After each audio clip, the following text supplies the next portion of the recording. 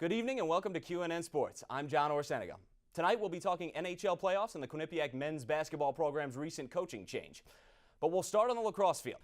Now, it's no secret that the UConn women's basketball team has been on somewhat of a hot streak in the last few years. On Monday, the Huskies traveled down to South Florida looking to extend their historic winning streak and finish the regular season undefeated. Switching over now to the college game. The Ball family has been in the news a ton in recent weeks, largely due to LeVar Ball, the father of UCLA star Lonzo Ball. Addie, do you think LeVar Ball has gone too far in hyping up his sons? Is he putting too much pressure on Lonzo and his other sons? Joining me now to talk all things 2017 season is sophomore attackman Foster Cuomo. Foster, thank you very much for joining me today. Thanks for having me. So I want to start off asking you about last season. By a number of accounts, you guys had maybe the best season in program history, winning the MAC regular season and postseason titles.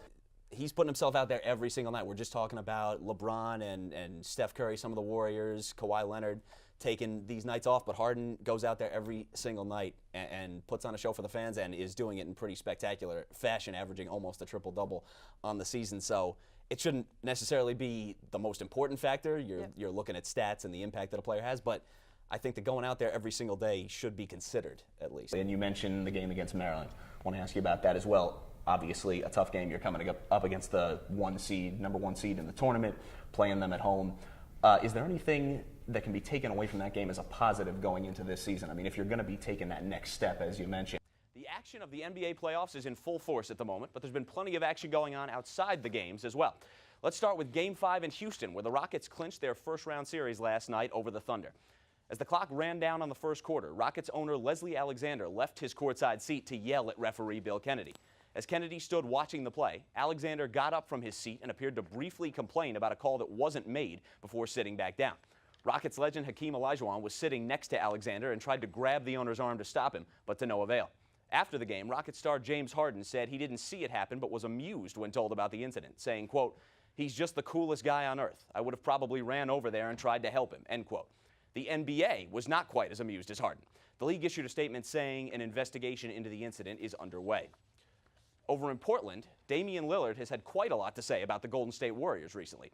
Before his team's first-round series began against the reigning Western Conference champions, Lillard predicted that his side would shock the world and win the series in 6. Well, the Trailblazers got swept away, surrendering no fewer than 110 points in every single game. After the sweep was completed on Monday night, Lillard said that he's become obsessed with trying to take down the Warriors. Quote, "You have to be obsessed with that because you know that they're so good that they're going to be there. If you ever want to get out of the West, you're going to have to go through them," end quote. Now the Warriors know if you're going to be one of the hottest teams in the league, you're going to have your fair share of people obsessed with you. Finally, things took a turn for the weird in the Toronto Raptors-Milwaukee Bucks series over the weekend. In games 3 and 4, the host Bucks decided to try to psych the Raptors out during their pregame introductions. Take a listen. And at the other guard from Villanova, 6'1", number 7, Kyle Lowry. The head coach for Toronto is Dwayne Casey. For those of you who didn't grow up in the 90s, that was the theme song for the PBS children's show Barney and Friends. You know, I don't know about you, Josh and Lauren, but it's got to be pretty difficult to get too pumped up with that music blasting through the arena. With ECAC tournament play starting this weekend, let's take a look at how the postseason is setting up for our local teams. For that, we turn to Lauren Zarafas, who is with hockey analyst Matt Pisani. Lauren, take it away.